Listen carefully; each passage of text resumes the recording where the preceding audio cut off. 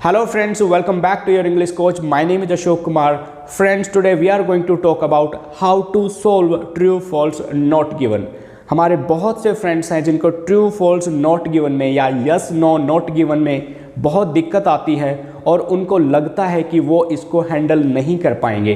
Friends, आज की इस वीडियो में कुछ सिंपल स्ट्रैटेजीज हम आपके साथ शेयर करेंगे जिनकी मदद से आप ट्रू फॉल्स नॉट गिवन को बड़े आराम से सर्च कर पाओगे और आइल्स रीडिंग में बहुत अच्छा बैंड स्कोर एक्वायर कर पाओगे। दोस्तों, इस वीडियो में आगे बढ़ने से पहले एक बात मैं आपको बताना चाहूँगा। हमने एक वीडियो सीरीज शुरू की है जिसमें हम आपकी मदद करेंगे आइल्स रीडिंग में 7 बैंड एक्वायर करने में। उस सीरीज़ का यह 4th वीडियो है। इससे पहले 3 वीडियोज़ हम अपने चैनल पर ऑलरेडी अपलोड कर चुके हैं। उन वीडियोज़ को देखिए, उनकी मदद से आप घर बैठे आइल्स रीडिंग की प्रेपरेशन कर पाओगे और रियल एग्जाम में 7 बैंड एक्वायर कर पाओगे। चलिए दोस्तों, बात करते हैं ट्रू फॉल्स नॉट गिवन की। ट्रू फॉल्स नॉट गिवन थोड़े से ट्रिकी होते हैं और इनमें इंफॉर्मेशन को हाइड करके दिया जाता है।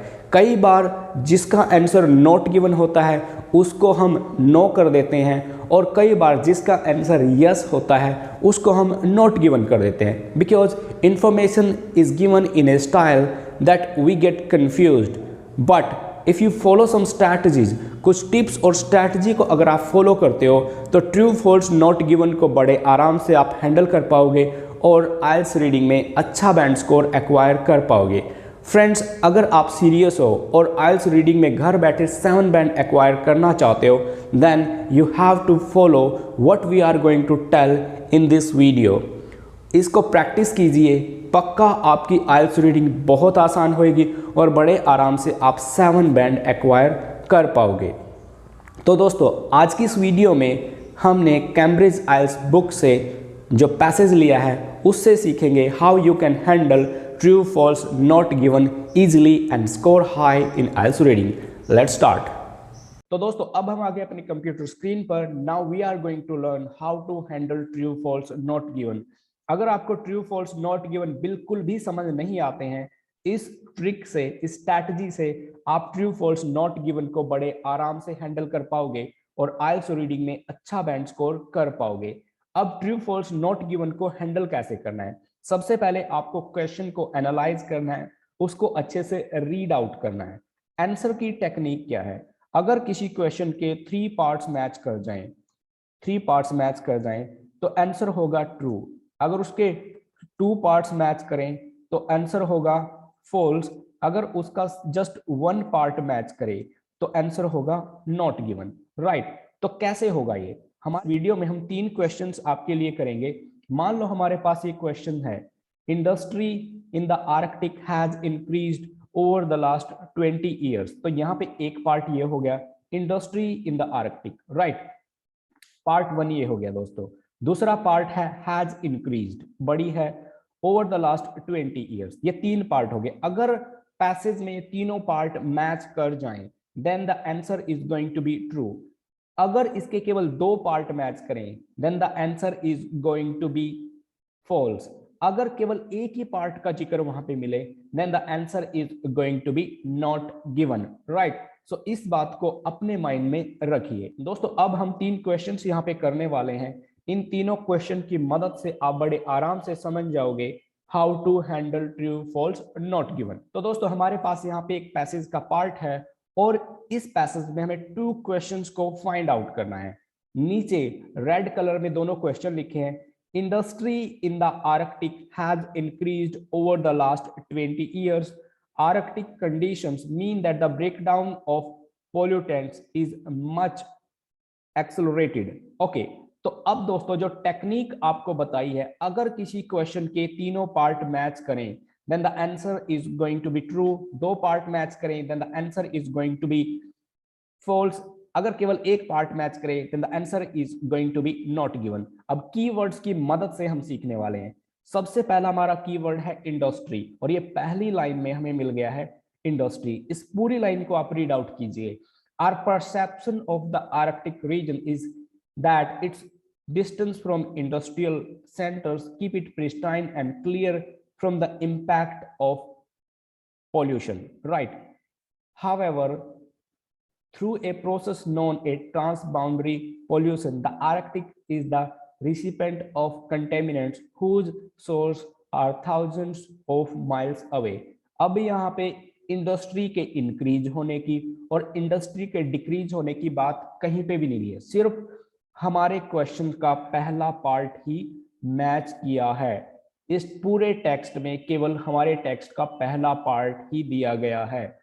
तो जब किसी भी क्वेश्चन का पहला पार्ट ही आपको पैसेज में मिले, then the answer is going to be not given. देख लीजिए पूरा क्वेश्चन, आप रीड कीजिए एक बार। यहाँ पे कहीं पे भी इंडस्ट्री के इंक्रीज होने की या इंडस्ट्री के डिक्रीज होने की बात आपको नहीं मिलेगी। That's why the answer is going to be not given. अब बात करते हैं क्वेश्चन नंबर 2 की। Arctic conditions mean that breakdown of pollutants. Pollutants क्या होते हैं? जो पोल्यूशन फैलाने के कारक होते हैं। Is much accelerated. अब ब्रेकडाउन का मतलब समझिए दोस्तों, ब्रेकडाउन का मतलब होता है किसी चीज में कमी आना। पोल्यूटेंट्स की जो कमी है वो बढ़ गई है।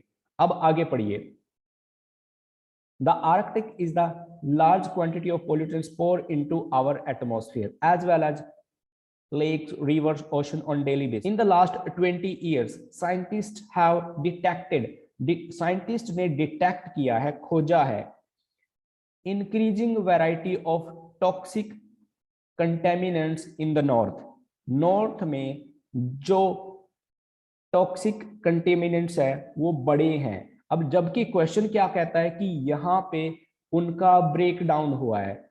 जो स्टेटमेंट है वो टेक्स्ट की स्टेटमेंट के अगेंस्ट है। जो प्रश्न है अपना, जो क्वेश्चन है, that is against the passage. Passage information is against the question, क्योंकि यहाँ पे बढ़ोतरी की बात होती है। जबकि क्वेश्चन में क्या लिखा है? क्वेश्चन क्या कहता है? ब्रेक डाउन हुआ है, कमी हुई है, कमी आई है। यहाँ पे देखिए break down of the pollutants.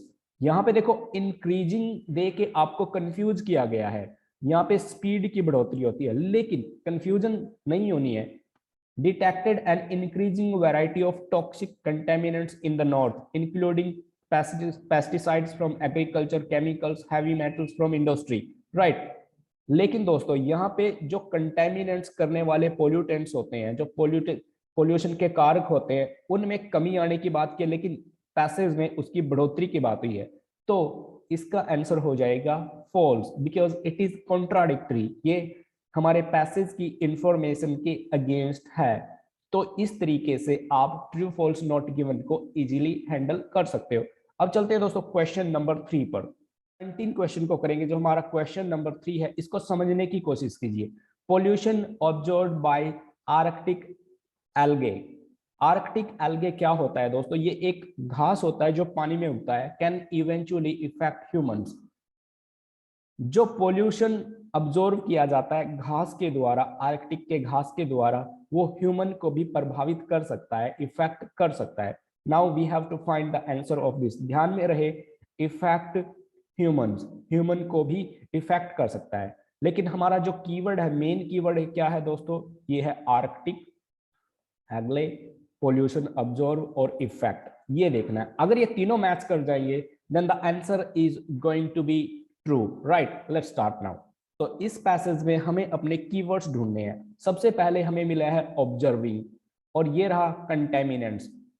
Polluted, वहां पे पोल्यूशन अब्जॉर्ब था, यहाँ पे absorbing the concentrated pollutants in concentrated pollutants, right. और हमारा अगला कीवर्ड है एल्गे, ठीक है। ये पढ़िए, आगे पढ़िए। These algae are in turn eaten by zooplankton and a wide variety of marine life. जो ये घास है वो समुद्र में रहने वाले जीवों के द्वारा खाया जाता है। The accumulation of these contaminants increases with each step of food chain. Food chain में बढ़ जाता है web and can potentially affect northerner. Northerner मतलब कि नॉर्थ में रहने वाले लोगों को इफेक्ट कर सकता है। हु ईट मरीन मैमल्स, जो समुद्र में रहने वाले जीव जंतुओं को खाते हैं। यहाँ पे नॉर्दर्नर हु ईट मरीन लाइफ। तो इफेक्ट भी हमें यहाँ पे अफेक्ट भी मिल गया है दोस्तों, हमारा कीवर्ड्स। तो दोस्तों with the help of keywords हमने वो सारी इंफॉर्मेशन ले ली है। अब्जॉर्बिंग द कंटेमिनेंट्स, अब्जॉर्बिंग भी मिल गया है। अफेक्ट भी मिल गया है और पीपल भी मिल गए हैं जिनको वो प्रभावित करता है। तो इसका आंसर हो जाएगा दोस्तों ट्रू, राइट। इस तरीके से आप ट्रू फॉल्स नॉट गिवन को बड़े आराम से आइल्स रीडिंग में हैंडल कर सकते हो। तीनों क्वेश्चनों में हमारे पहले क्वेश्चन का आंसर था नॉट गिवन, दूसरे का हमें मिला फॉल्स और तीसरे का हमें मिला ट्रू। इसका ट्रू क्यों है? You know very well, because with the help of keywords we have found that out, right. उम्मीद करता हूं दोस्तों इस वीडियो ने ट्रू फॉल्स नॉट गिवन को समझने में, उनको हैंडल करने में आपकी काफी मदद की है। अगर हमारी वीडियोस दोस्तों आपकी हेल्प कर रहे हैं, do not forget to subscribe our channel और इस वीडियो को भी अपने फ्रेंड्स के साथ जरूर शेयर करें। Thank you, see you next time.